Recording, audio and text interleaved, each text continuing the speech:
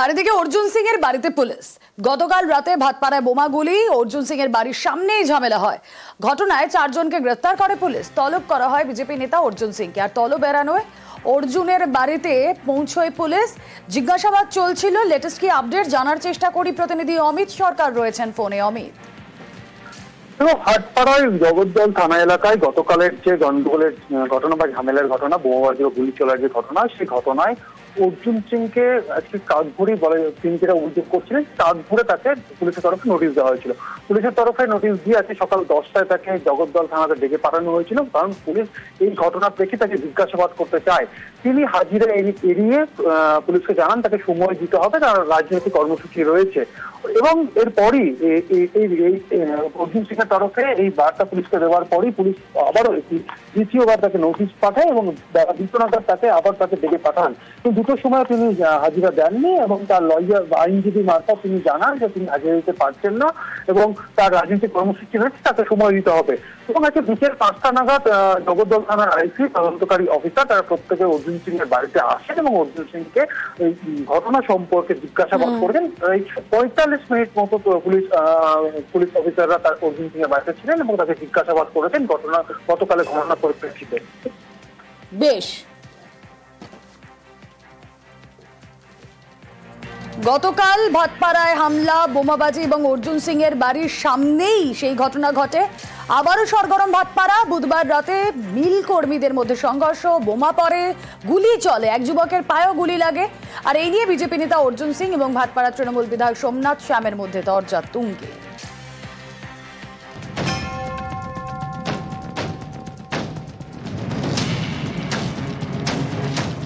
বুধবার রাত গরম হয়ে ওঠে উত্তর 24 পরগনার ভাটপাড়া।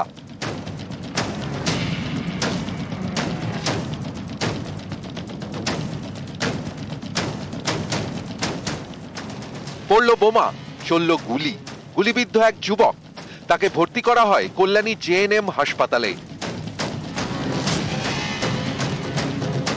ভাটপাড়া পুরসভার 18 নম্বর ওয়ার্ড, এখানেই মেঘনা মিল। বুধবার রাতে এই মিলের বাইরে কর্মীদের মধ্যে গন্ডগোল বাধে। সেই সময় অর্জুন সিং এর বাড়ির সামনে বোমাবাজি হয় বলে অভিযোগ। চালানো হয় গুলি। তৃণমূলের অভিযোগ এসবের পিছনে অর্জুন সিংই রয়েছেন। স্পষ্ট দেখা যাচ্ছে সিসিটিভি ক্যামেরাতে অর্জুন সিং এর পাশে সাদা জামা পরে একটি ছেলে, যার হাতে ফায়ার আর্মস, সে গুলি চালায়। সাধারণ মানুষের দাবি যে অর্জুন সিং নিজে হাতে কালকে রাতে সেখানে গুলি চালিয়েছে। আমরা দাবি করছি যে এই গুন্ডাগর্দি আর আমরা ব্যারাকপুর লোকসভার অন্তর্গত বরদাস্ত করব না। অবিলম্বে অর্জুন সিংকে গ্রেফতার করতে হবে, না হলে আমরা বৃহত্তম আন্দোলনে যাব। ওখানে তো সিসিটিভি ক্যামেরা আছে, কারা গুলি চালাচ্ছে, কারা পালাচ্ছে, সবই তো দেখা যেতে পারে। অত আমার দিন খারাপ হয়ে যায় না কি আমাকে পার্সোনালি গুলি চালাতে হবে? এই গলির মধ্যে গুলি চালাবে কেন? গোষ্ঠীদ্বন্দ্ব হলে আমার বাড়িতে বম চালাবে কেন? प्री प्लान घटना था। मैं तो भाई चूड़ी पहन के बैठने वाला आदमी नहीं हूँ। मेरे घर के बगल में गोली चलेगा तो मुझे तो उतरना ही पड़ेगा। और सोमनाथ श्याम बचाते आसबे, क्यों बचाते आसबे ना? सोमनाथ श्याम उसके बाड़ी नहटी पालिए जाবে। ভাটপাড়ায় এই অশান্তির ঘটনায় অর্জুন সিংকে নোটিশ পাঠায় জগদ্দল থানা। তাকে থানায় ডেকে পাঠানো হয়, কিন্তু অর্জুন সিং থানায় যাননি। তখন পুলিশই অর্জুন সিং এর বাড়িতে যায়।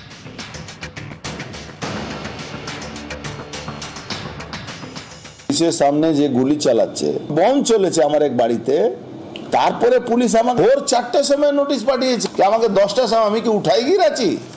যখন ও ডাকবে তখন আমাকে যেতে হবে।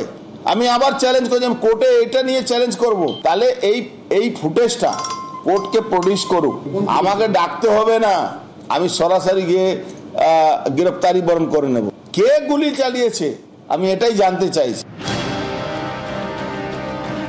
বৃহস্পতিবার সন্ধ্যায় ফের অর্জুন সিং এর বাড়িতে যায় জগদ্দল থানার পুলিশ। তাকে জিজ্ঞাসাবাদ করে। বুধবার রাতে গন্ডগোলের ঘটনায় বেশ কয়েকজনকে গ্রেফতারও করেছে পুলিশ। বৃহস্পতিবার সকালেও 18 নম্বর ওয়ার্ড ছিল গরম। একজনের বাড়ি লক্ষ্য করে বোমাবাজি করা হয়।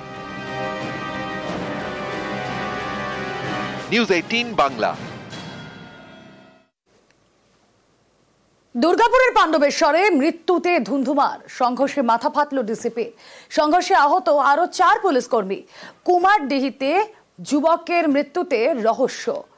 তার পাশাপাশি এই খবরের পাশাপাশি আমরা নজর রাখবো অর্জুন সিং এর বাড়িতে আবারও, যেখানে পুলিশ পৌঁছয় সন্ধে অর্জুন সিং এর বাড়িতে পৌঁছে যান শুভেন্দু অধিকারী। পুলিশকে হুঁশিয়ারি বিরোধী দলনেতা। যে ছবি আপনাদের দেখাচ্ছি, বিকেলে অর্জুনের বাড়িতে যায় পুলিশ, জিজ্ঞাসাবাদ চলে, যে আপডেট দিচ্ছিলাম, আর তারপরই সন্ধে অর্জুন সিং এর বাড়িতে যান শুভেন্দু অধিকারী। পুলিশকে হুঁশিয়ারি দেন বিরোধী দলনেতা।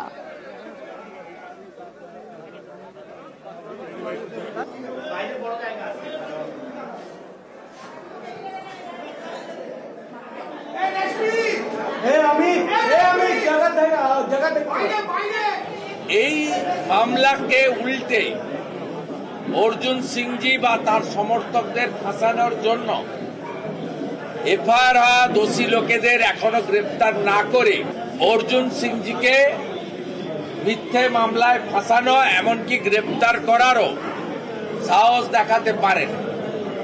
আমি বিরোধী দলনেতা হিসেবে পরিষ্কার হুঁশিয়ারি দিয়ে যেতে চাই, অবিলম্বে যে নির্দিষ্ট লোক ফিরোজ সাদ্দাম, যাদের নামে এফআইআর হয়েছে, যদি গ্রেপ্তার না করেন তাহলে আমরা কমিশনারেট ঘেরাও যেমন করব, অর্জুন সিংজিকে যদি উত্ত্যক্ত করা হয়, গ্রেপ্তারের চেষ্টা হয়, আমরা ব্যারাকপুর শিল্পাঞ্চল জুড়ে বন্ধ হরতালের দিকেও যেতে বাধ্য হব।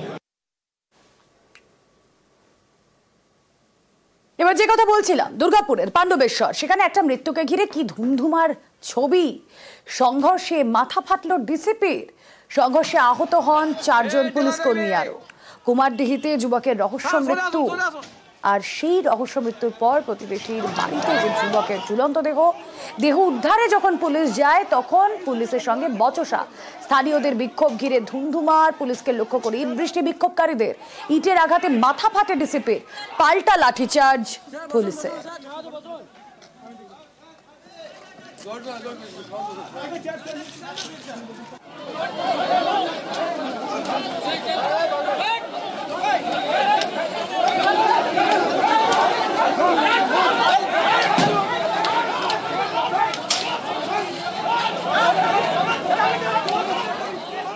এর আগে দুটো বৃহত্তা ছেলে হারালো এই কুমারডি গ্রামে। 3টে থেকে পুলিশ এখানে গার্ড দিচ্ছে, এখানে সিসি ক্যামেরা আছে, সবই আছে। পুলিশ কি করছে? আপনারা কি চাইছেন? মরণের বদল মরণ, ভাই ওরা শান্তি চায়। উত্তেজনা হয়েছিল একটা ডেড বডি নিয়ে, পাণ্ডবেশ্বর থানার পুলিশ তদন্ত করছে সকাল থেকেই। তো সেই জন্য আমরা এটাই বোঝাচ্ছি, লোকাল মানুষকেও বারবার বোঝাচ্ছি। তো এখন অনেকজন বুঝেছে এই জিনিসটা। जो भी अभियोग আছে আমরা থানাতে কমপ্লেন্ট করে কেস করব, ইনভেস্টিগেশন হবে, তদন্ত হবে। এখন 4 জন ইনজার্ড হয়েছে, বডি রিকভারি করেছে পুলিশ। ফার্স্ট ইমিডিয়েটলি হসপিটালে পাঠানো হয়েছে, এটা প্রথম রেসপন্সিবিলিটি আছে, এটাই স্ট্যান্ডার্ড প্রোটোকল, এর ছাড়া অন্য কিছু হয়নি। আর বাকি जो भी আছে সব investigation protocol, proper protocol follow করে হচ্ছে।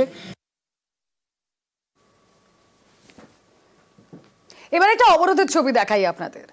অবরোধ চলছিল কি নিয়ে? পানীয় জলের দাবিতে। পানীয় জল পান না সেখানকার মানুষ। কোচবিহারের দিনহাটার ছবিটা আপনাদের দেখাবো।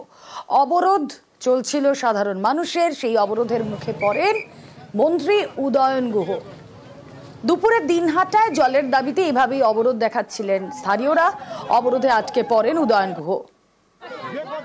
আর মন্ত্রীকে ঘিরে জলের দাবি এলাকাবাসীদের।